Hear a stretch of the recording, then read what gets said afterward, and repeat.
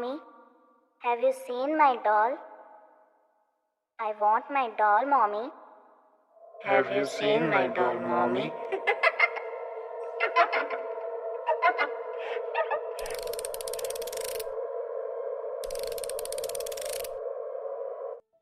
नमस्कार दोस्तों, मैं रूवी। स्वागत है आपका हमारे चैनल पर। दोस्तों, हम इस चैनल पर पैरानॉर्मल एक्टिविटीज़ या यूँ कहें तो भूतिया घटनाओं की सच्ची घटनाएं लेकर आते हैं। ऐसी ही सच्ची घटनाओं को गहराइयों से जानने के लिए आप हमारे चैनल से जुड़ सकते हैं। चलिए शुरू करते हैं। शुरू करने से पहले दोस्तों, मैं आपसे बताना चाहूँगा कि मैंने इस चैनल की शुरुआत अभी नई की है, तो अगर आपको थोड़ा ऊंच नीच लगे तो अपनी तरफ से मैनेज करके कहानी पे ध्यान दीजिएगा। तो चलिए शुरू करते हैं। दोस्तों, आज की कहानी है दिल्ली। दिल्ली, जिसे भारत की राजधानी भी कही जाती है, काफ़ी चहल पहल वाला शहर है। पर यही दिल्ली इसी मानसिकता पर भी ये सवाल उठाती है जो लोग कहते हैं कि चहल पहल वाले जगहों पर जहाँ मनुष्य का अस्तित्व हो, वहाँ पर आत्माएं नहीं होती। चलिए कहानी को आगे बढ़ाते हैं। दोस्तों, ये कहानी है सुभाष की। तो आगे की कहानी हम सुभाष के ही पॉइंट ऑफ व्यू से देखेंगे। दोस्तों, मेरा नाम सुभाष है और मैं उत्तर प्रदेश के एक छोटे से शहर से आता हूँ। पर वही है ना, बड़े सपने लेकर बड़े शहरों में आना ही पड़ता है। यही सोच मैं भी दिल्ली आया था और एक प्राइवेट कंपनी में जॉब करता था। मेरी जॉब सुबह 10 से शाम 6 बजे तक थी। मैं हर रोज़ शाम 6 बजे तक ऑफिस से निकल जाया करता था और घर पहुंचता था। मुझे इस ऑफिस में काम करते हुए करीबन 2 साल हो चुके थे। मेरे ऑफिस में मैं एक टीम में जुड़ा हुआ था जिसमें हम सब साथ मिलकर एक काम करते थे। टीम लीडर के बाद पोस्ट के हिसाब से देखे तो मैं ही आता था। तो मेरा टीम लीडर जो काम उससे टाइम की कमी की वजह से नहीं होता था, वह मुझे दे दिया करता था, जिसे कर मेरा एक्सपीरियंस बढ़ जाता था। हमारे टीम में आपसी सूझबूझ काफ़ी अच्छी थी। मेरी टीम में मैं, रुचि, महेश, शिवांश और मेरे टीम लीडर शशांक भैया थे। एक दिन सुबह सुबह शिवांश अपने हाथों में मिठाई के डब्बे लिए खुशी खुशी ऑफिस में आया। वह सबको मिठाई खिलाने लगा। जब उससे इसका कारण पूछा गया तो उसने बताया कि उसकी बहन की शादी तय हो गई है। यह सुन हमें भी काफ़ी खुशी हुई। ऑफिस में सबको मिठाई खिलाने के बाद जब वो वापस से हमारे पास आया तो उसने शशांक भैया से बोला, भैया वो दीदी की शादी की वजह से काम थोड़ा ज़्यादा रहेंगे, इस वजह से मैं कुछ दिनों की छुट्टी चाह रहा था। हमारे टीम को अभी अभी एक नया प्रोजेक्ट मिला था जिसे कर देने के बाद हमें अच्छा खासा प्रमोशन और इंसेंटिव दोनों मिलता, पर बहन की शादी भी ज़रूरी थी। इस वजह से शशांक भैया ने उसके पीठ थपथपाते हुए बोला, अरे यार, ये भी पूछने वाली बात है, तुम हमारे टीम मेंबर हो, तुम दीदी की शादी पे ध्यान दो, यहाँ के काम हम देख लेंगे। शशांक भैया के मुंह से ये बात सुन वह काफ़ी खुश हो गया, क्योंकि उसने यह उम्मीद नहीं की थी, क्योंकि ये पूरे टीम के प्रमोशन की बात थी। तो उसे लग रहा था कि शशांक भैया इस पे रिस्क नहीं लेंगे। शशांक भैया से बात करके वह बॉस के कैबिन में गया और बॉस से छुट्टी तो मिल ही जाती। जाते जाते उसने हम सबको दिलासा दिया कि वह टाइम निकालकर इस प्रोजेक्ट में हाथ भी बटाता रहेगा। तो इस पे शशांक भैया ने बोला, तू बेफिक्र होकर दीदी की शादी पर ध्यान दे। असल में उसकी दीदी की शादी की बात काफ़ी दिनों से चल रही थी और लड़के वालों ने आज हाँ कर दिया था और बोला था कि लड़के को कुछ ही टाइम में बाहर जाना है, इस वजह से शादी को जल्द से जल्द कर दिया जाए। अब उसके काम की सारी जिम्मेदारी मेरे कंधों पे आ चुकी थी। सभी लोग काम करके 6-7 बजे तक अपने अपने घर को चले जाते थे, पर टीम लीडर के नीचे आने की वजह से मुझे सैलरी तो अच्छी मिलती ही थी, पर साथ साथ काम भी बढ़ जाता था। इसलिए मुझे कभी कभी 9-10 बजे तक रुकना पड़ता था, पर मुझे यह उम्मीद थी कि मेरे इस मेहनत का फल मुझे ज़रूर मिलेगा। ऐसे ही एक रोज़ काम करते करते मुझे रात के लगभग 12 बज गए थे। मैं काम करने में इतना व्यस्त हो गया था कि मैंने समय पर उतना ध्यान ही नहीं दिया। जब मैंने समय पर ध्यान दिया तो मैंने देखा कि रात के करीबन 12 बज चुके हैं।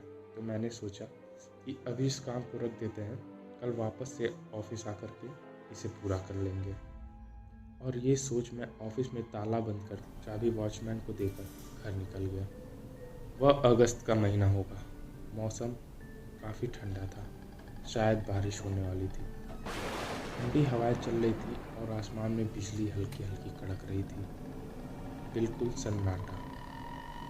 मैं अपनी बाइक लेकर अपने घर की ओर जा ही रहा था कि जब मैं दिल्ली कैंट रोड पर पहुंचा तो मैं मौसम में खो करके अपनी गाड़ी को आराम से चलाया जा रहा था।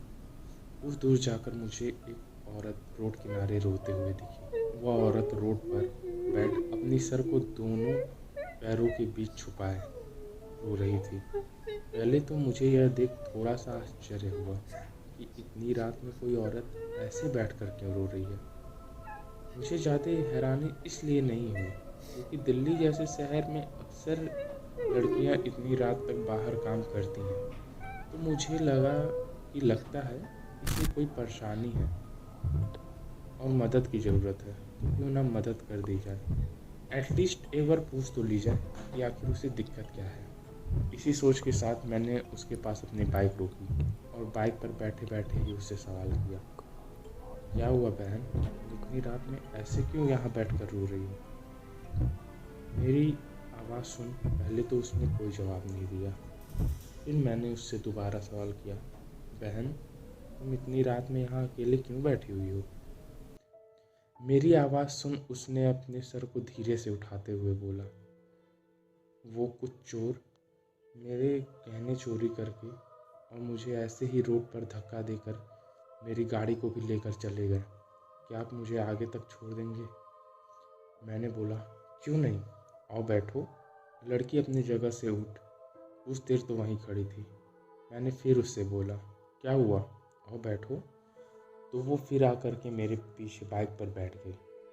मैं अपनी बाइक चालू कर धीरे धीरे आगे बढ़ने लगा। मैंने उससे पूछा, कैसे हुआ ये सब।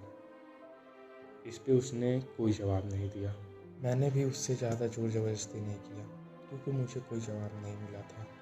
मैंने कुछ देर बाद फिर उससे पूछा, आखिर ये सब कैसे हुआ। पीछे से मुझे दोबारा कोई जवाब नहीं मिला। 2 बार पूछने पर भी जब मुझे कोई जवाब नहीं मिला तो मुझे थोड़ा आश्चर्य हुआ और मैंने अपने मिरर को घुमाते हुए जब पीछे देखा, वह देख मैं सकपका सा गया क्योंकि मेरे पीछे कोई नहीं बैठा था। ये देख मैंने झटके से गाड़ी को ब्रेक लगाया और गाड़ी रोक मैं अपने चारों तरफ सर को घुमाकर देखते हुए बोला, पता नहीं कहाँ चली गई। मुझे अभी तक किसी तरह का कोई डर का एहसास नहीं हो रहा था क्योंकि दिल्ली जैसे शहर में रात के 12 बजे डरने वाली कोई बात ही नहीं होती थी। उसके बाद मैं अपनी गाड़ी स्टार्ट कर आगे बढ़ने लगा। कुछ दूर जाकर मैंने फिर से वही नज़ारा देखा।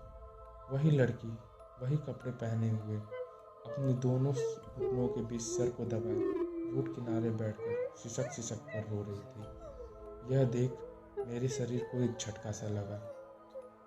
मेरी इस बार गाड़ी रोकने की हिम्मत नहीं हुई। मैं ये सोच रहा था, कुछ देर पहले तो ये लड़की मुझसे वहाँ मिली और मेरे गाड़ी पर बैठी थी, फिर मुझसे पहले ये लड़की यहाँ कैसे आ गई। यही सब सोचने की वजह से मेरी गाड़ी रोकने की हिम्मत नहीं हो रही थी। मैं गाड़ी को लगातार चलाते हुए इस लड़की को पार कर आगे बढ़ गया। जब मैंने हिम्मत करके पीछे देखा तो वह लड़की वहाँ नहीं थी, जो देख मुझे लगा कि मैं बच गया हूँ। कुछ दूर जाकर मुझे अपने कंधे पर किसी का हाथ महसूस हुआ और इसी के साथ मेरे कान में एक आवाज़ गूंज उठी, तुमने गाड़ी क्यों नहीं रोकी। और वह आवाज़ सुन जैसे मेरी आत्मा ने मेरे शरीर को छोड़ दिया था। मैं बिल्कुल सुन्न सा हो गया था। वो आवाज़ और वो हाथ देख गाड़ी मेरे हाथ से बेकाबू हो गई और रोड पर सरकते हुए दूर जा गिरी। मेरे सर पर बहुत गहरी चोट लग गई थी क्योंकि मैंने उस दिन हेलमेट भी नहीं लगाया था। जब मैं गाड़ी सरकते हुए रोड पर ऐसे गिरने की वजह से मेरी आंखें बंद हो गई थी। कुछ देर बाद जब मेरी हिम्मत हुई और मैंने अपनी आंखें खोली तो देखा कि वो लड़की मेरे सामने खड़ी थी। इस बार उस लड़की का रूप बिल्कुल बदल गया था। उस लड़की का चेहरा बिल्कुल सड़ा हुआ था। शरीर पर जगह जगह कपड़े फटे हुए थे, चेहरे से टपकता खून, जगह जगह से टूटी हुई हड्डियाँ। ये सब देख मेरे शरीर का एक एक रोआं खड़ा हो गया था। उसके चेहरे से खून बह रहा था। उसका हाथ पीछे की ओर मुड़ा हुआ था, जैसे किसी ने उसके हाथ को जबरदस्ती ऐंठ करके पीछे मोड़ दिया हो। उसने फिर मुझसे वही सवाल किया, तुमने गाड़ी क्यों नहीं रोकी? मैं वहाँ से उठ किसी पागल इंसान की तरह लड़खड़ाते हुए रोड पर भागने लगा। मेरे सर पैर हर एक जगह गहरी चोट आई हुई थी। मैं ठीक से चल भी नहीं पा रहा था, पर मुझे पता था कि मैं अगर आज नहीं भागा तो ये रात मेरी आखिरी रात होगी। मैं जैसे जैसे रोड पर भागता जाता, कुछ दूर जाकर मुझे वह लड़की वहीं खड़ी मिलती और मुझसे एक ही सवाल करती, तुमने गाड़ी क्यों नहीं रोकी? मैं उस सुनसान रोड पर अकेले इस उम्मीद में भागा जा रहा था कि काश कोई मिल जाए मेरी मदद को। नहीं तो मुझे यकीन था ये रात मेरी आखिरी रात होगी। मैं मन ही मन अपने आप को कोस रहा था कि मैंने गाड़ी को क्यों रोका और अपने कुल देवता का नाम लेते हुए भागा जा रहा था। चोट लगने की वजह से मेरे शरीर से काफ़ी खून बह रहा था, जिस वजह से धीरे धीरे मुझे चक्कर आने लगा था। और वैसे ही रोड पर दौड़ते दौड़ते अचानक से मैं बेहोश होकर नीचे गिर गया और धीरे धीरे मेरी आँख के सामने अंधेरा छा गया। अगली सुबह जब मेरी आँख खुली तो मैं हॉस्पिटल में पड़ा हुआ था और मेरे पास मेरे टीम मेंबर बैठे हुए थे। शिवांश भी वहाँ आया हुआ था। जब मैंने उन्हें अपने साथ बीती बात बताई तो उन्होंने कहा, तुझे नहीं पता क्या शिवांश, कि रात में उस रोड से नहीं जाते। सालों पहले वहाँ पर एक औरत को कुछ लोगों ने लूट कर उसके साथ बलात्कार कर उसे उसी की ही गाड़ी से एक्सीडेंट करके मार दिया था। पूरी रात वह अधमरे हालत में उस रोड पर लोगों से मदद की भीख मांगती रही, पर किसी ने उसकी मदद नहीं की थी। तब से जो उस रोड से जाता है वह उससे लिफ्ट मांगती है। इस कहानी के बारे में और पता लगाने पर मुझे पता चला कि वो औरत सालों पहले अपने कार से उस रोड से गुजर रही थी, तो रास्ते में उसे एक औरत ने मदद मांगते हुए उसकी गाड़ी को रुकवाया। गाड़ी रुकवाते ही चारों तरफ से कुछ आदमी उसे घेर लिए। उसके बाद उन लोगों ने उसके साथ लूटपाट की, बलात्कार किया और उसके बाद उसकी गाड़ी को भी लेकर के भाग गए। उसको वैसे ही अधमरे हालत में रोड पर छोड़ दिया था। इतना सब होने के बाद मैंने ऑफिस से छुट्टी लेकर के कुछ दिनों के लिए अपने गांव आ गया। गांव आने के बाद भी मुझे कुछ दिनों तक काफ़ी तेज बुखार था। उसके बाद भी काफ़ी दिनों तक वो लड़की अक्सर रातों में मेरे सपनों में आती थी। कुछ दिनों बाद जब मेरे घर वालों ने मुझे मेरे कुल देवता के मंदिर ले जाकर पूजा कराया, तब जाकर हालात में कुछ सुधार हुए। मेरा बुखार भी कुछ कम हुआ और उस दिन के बाद से उस लड़की का सपना आना भी मुझे बंद हो गया। दोस्तों, यही थी मेरी कहानी। उम्मीद है आपको पसंद आई होगी। धन्यवाद।